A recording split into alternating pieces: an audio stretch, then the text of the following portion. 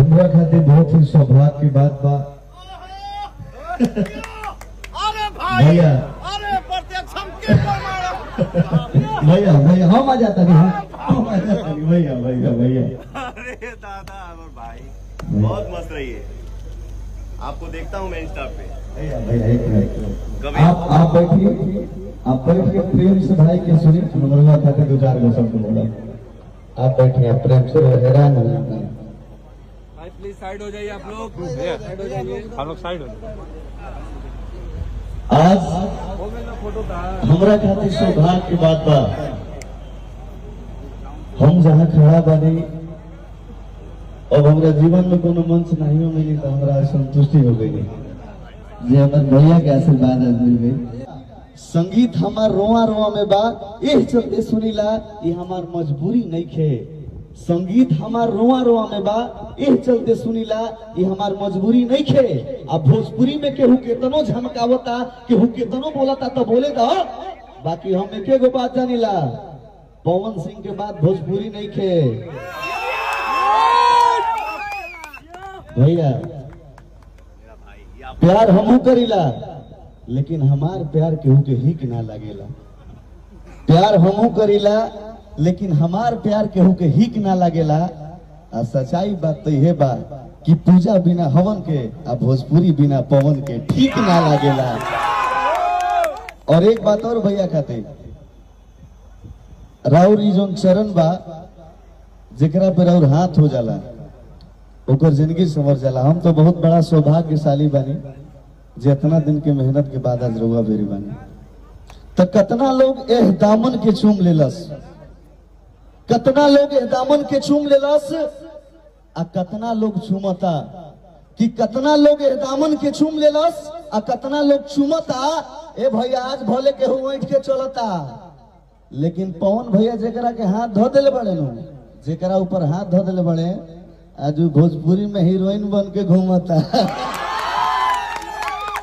भैया thank you मेरा भाई, लेकिन इस भाई का एक अलग ही अंदाज है।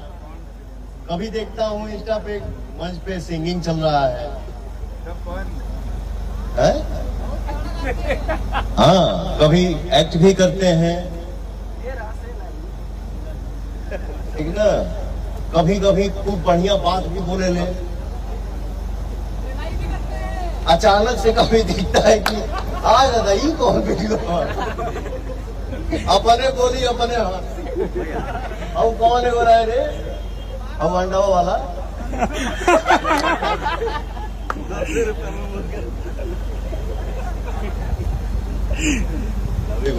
बहुत आगे बढ़िया। एगो बात, लास्ट बात हम अपना तरफ से कहब कि रउआ एगो भोजपुरी के सितारा बनी, रउआ सबके आशीर्वाद के लेले बनी। रउआ एगो भोजपुरी के सितारा बानी और रउआ सबके आशीर्वाद के लेले बानी। आ धन बाए भैया उमाई, धन बाड़ी उमाई जे पवन सिंह के जन्म देले बाड़ी। एक बार जोरदार ताली बजाई माता जी खातिर।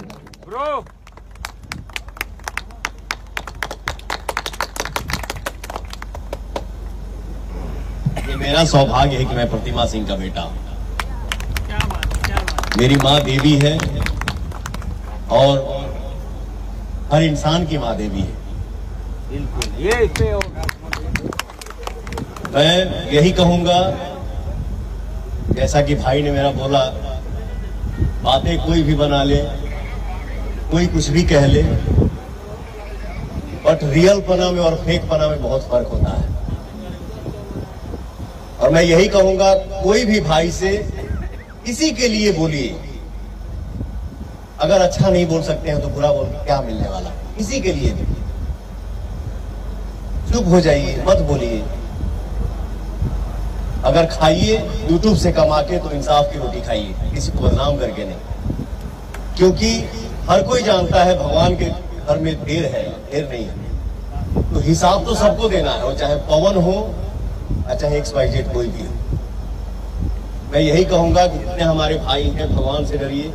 किसी का अगर अच्छा नहीं कर सकते हैं तो बुरा मत करिए, सबका भला करिए, जितना हो सके अपने से बड़ों का सम्मान करिए। और माँ तो माँ होती है, माता पिता का सेवा करिए, क्योंकि उनसे बड़ा कोई नहीं है। उनका आशीर्वाद है तो कौनो रास्ता में कीड़ा मकोड़ा ईटा पत्थर आई सब साइड से। जय माता दी, जय मस्त रही।